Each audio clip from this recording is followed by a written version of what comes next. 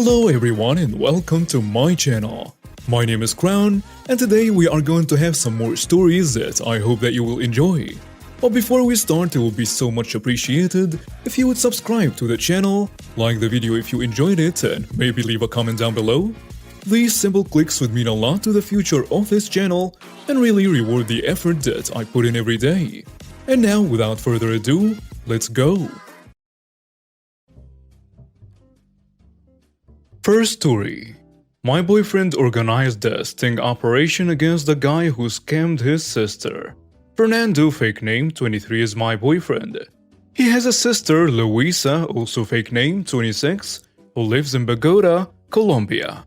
Luisa and her baby girl live in quite an impoverished part of town, about 2 hours with public transport from the city center. Recently, Luisa and the father of her child decided to buy a plot of land, with the hope of eventually building a house for themselves. They talked to this estate agent and paid him almost all of their savings, in cash. Fernando told me that it's not uncommon for more impoverished people in Colombia not to use banks or have bank accounts. After they paid him the money, the guy stopped replying to their calls or messages and started ghosting them, because of which they started digging into him and discovered that this guy has loads of fake profiles on Facebook and lots of properties and plots of land that he's claiming are his to sell. They felt hopeless after discovering this. It dawned on them that they lost a ton of money, basically all their savings. This was their hope at a fresh start. Hearing this, Fernando told her that he'd help them out. He took an old unused Facebook profile he had and changed the name on it. By replacing his profile picture, he made himself look like new money. Profile picture in front of a pool, a big house and fancy cars in the background. He also bought a new SIM card and got in touch with this guy. He pretended to be interested in purchasing a property, and they agreed to meet. Fernando told me the guy was quite trusting and naive himself, buying all of Fernando's nonsense about his wealth and his desire to buy a house. They agreed on a property Fernando was to put a deposit on, and so Fernando asked for his bank account to make the transaction. And the guy was like, "I'm having troubles with the bank. I'd much rather we do this with cash." So Fernando told him he could only give him a few thousands through cash, and not the full amount. They had agreed to meet yesterday in front of his letting agency. Instead, Fernando called the police. He arranged that they would be nearby with his sister and her partner, and just in case, Fernando put some heavy branches in his backpack, giving the illusion that it had a lot of cash inside. On the day, Fernando told the guy, "I'm here, but I can't see you. Send me your live location." So the other guy did, which Fernando forwarded to his sister, who was with the police at that time. As the guy was talking to Fernando on the phone, the police and his sister could hear his every word. Fernando finally met the con man outside the agency, who was nervously looking around to make sure they were alone. It was at this moment that the police jumped in and caught him. They discovered 9 fake IDs on him, as well as hundreds of pages of counterfeit property ownership, similar to the ones that Fernando's sister Luisa was given. As they were arresting him, he tried to plead and even attempted to bribe the police, who luckily wasn't having any of it. We don't know yet if this story will have a happy ending. Luisa does not have a whole lot of evidence regarding the cash transaction, and is unlikely to get the cash back through the court system. I am proud beyond words of my boyfriend basically organizing a sting operation, but it breaks my heart that Luisa and her daughter have been conned off of a fresh start. So for now, you could say this was a have vengeance. Next story. She started an 8, then went to 11 real quick. To set the scene, a well-known athletic shoe store is having its annual big sale with 40% off regular priced shoes and an additional 50% off already marked down clearance. My husband works a physical job, has foot problems, and this particular brand of shoes keeps his pain to a minimum. He does go through shoes quickly due to the miles he puts on them, and what he walks through as he does. So we always watch for this sale to stock up. He is also a smaller guy. He's 40 and covered in tattoos, but with a baby face and shorter than me by half a foot. He wears a men's size 7, which is sometimes in the kids section, and is sometimes the smallest in the men's section. This year he also got hurt at work, so his dominant arm is in a sling and he's struggling doing simple tasks, such as putting on and trying his shoes, shaving and such. He's currently sporting about 4 days of unshaven face. It should also be noted that this takes place in winter, about a month ago now. In New England we are dressed for winter, with me in a large coat with fake fur trim and a winter hat. Our one mistake was sleeping in on a Saturday, and then going to the store, which was an hour drive away. When we got there, the place was a disaster. The few employees that weren't on a register were running around wildly trying to help people. All of the outside walls of the store have been stocked with clearance, along with some of the aisles, but there are boxes of shoes all over the floor from people just leaving them behind, instead of putting them back. I find one of the seats in a corner to sit my husband in. Due to his height, he often gets bumped into by people not paying attention, and with his injury, that will cause him a lot of needless pain / additional injury. He hates being effectively babied like this, but well, he has no choice at the moment. I then enter the fray, pulling as many different pairs of shoes in his size / styles. I then enter the fray, pulling as many different pairs of shoes in his size / styles I know he likes as I can find, and then bringing the lot back to him. I then help him try them on as one would, by putting them on his feet, helping him tie and so on. While I helped him, we talked about where we might go for lunch and our dog's recent behavior, peppered with comments about the shoes. He picks 3 pairs on clearance and I go to put the rest back on the shelves.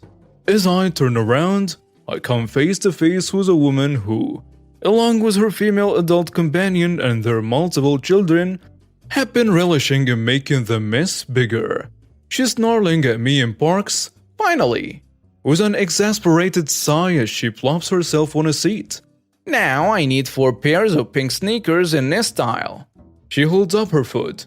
From the clearance, of course. In these specific sizes. Yeah, even finding 1 pair of pink shoes in any size was unlikely. This is a clearance. The ugly shoes are the ones left.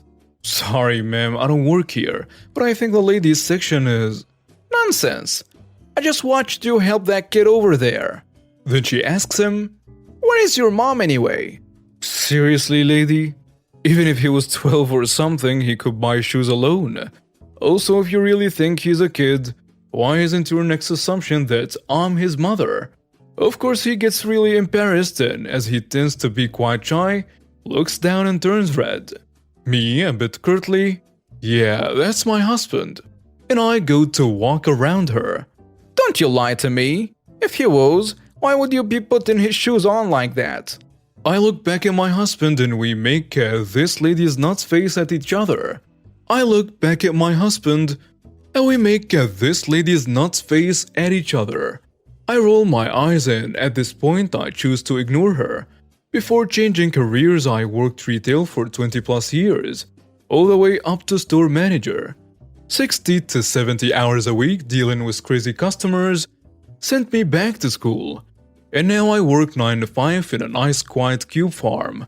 I'm no longer paid to placate people like her. Apparently my ignoring her angers the beast, and as I reach up to put a box on the shelf, I'm yanked backwards by the neck. She's pulling on the hood attached to my coat. I trip on a box that is on the floor, spin around wide-eyed, and before I can say a word, she screams in my face. "Give me the shoes, I want it now." Suddenly, a wild manager appears, drawn by her screaming, and runs up. "Hi ladies, can I help you with anything today?" "I want this rude brat fired." "I don't work here." I walk back over to my husband, who is now standing and trying to control his anger. and grabbed the stack of 3 boxes that he had selected on the floor. We turned and walked away, and in an instant, she stormed over and knocked the boxes out of my hands, directly into him and his slinged arm.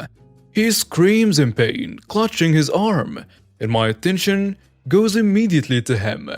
When I look back up, the manager has moved in between the lady and us, and she is yelling about how I'm a liar. The manager is trying to see if my husband is okay. We are just trying to leave the situation before anything else happens. The manager gives a half smile, helps me pick up the boxes, and we walk towards the lengthy register line. As we wait at the front, we can still hear her tirade. And then the most beautiful sight of police officers entering the store appears. The woman is soon after escorted out of the store by the officers. The funny part to us is that her companion and herd of children, from the very start of the confrontation, have pretended not to know her, even though they have been obviously connected before then. They stayed in the store and continued shopping as she was brought out.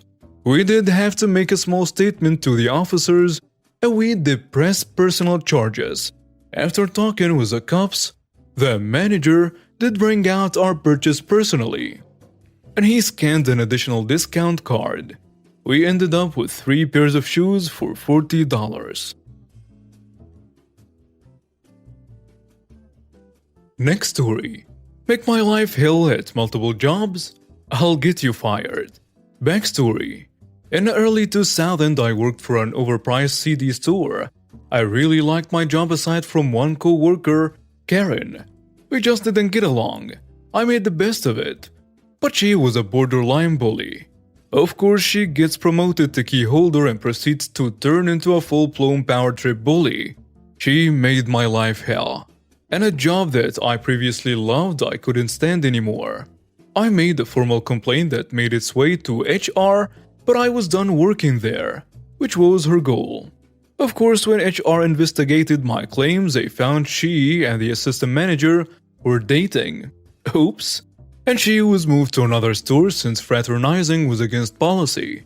Apparently, she didn't like that store and quit. A few months later, I was happily working at a defunct bookstore.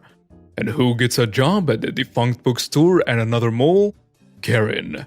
Over the next few months, she proceeded to do little things to annoy me, like hanging up when I would call their store for a customer or leave me on hold forever. Of course, I would get in trouble for not effectively handling the customer with their needs. The revenge.